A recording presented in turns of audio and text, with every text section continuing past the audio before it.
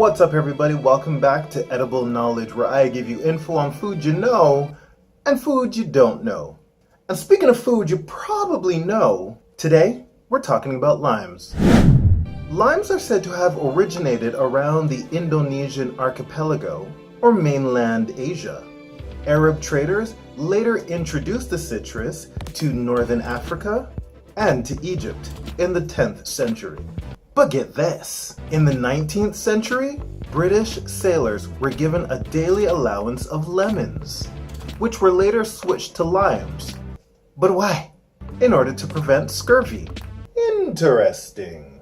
Like lemons, limes fall into two basic categories: acidic, which are commercially grown, and sweet, which are mostly grown as ornamental fruit. The shrub of the lime blooms and produces fruit all year round.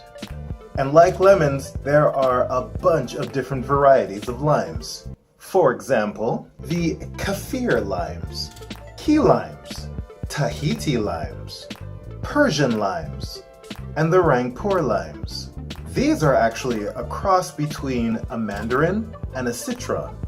In just one lime, you'll find 20 calories, 2 grams of fiber, 0 grams of protein, 0 grams of fat, and 7 grams of carbs. But there's more. Oh, so much more. In just one lime, you'll get 32% of your daily recommended vitamin C intake. There's also calcium, iron, copper, potassium, and vitamins A, E, and K. Limes are so cool. We really should use them way more often. They can help in lowering the risk of a stroke. They can lower cholesterol, boost your immunity, prevent kidney stones, increase iron absorption, help with skin care, aids in indigestion, relieves constipation, and prevents gum bleeding. Oh my gosh, are you okay? You're not bleeding. Okay! Cool fact. Did you know you could add lime juice to your bath? Why? Add it to your bath for a refreshing experience. But also, it helps in reducing body odor. Why did I say it like that? Body odor.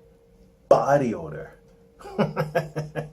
Well, all of this knowledge is great, but we need to choose a ripe lime first. So how do you do that? Well, I've got 3 tips for you.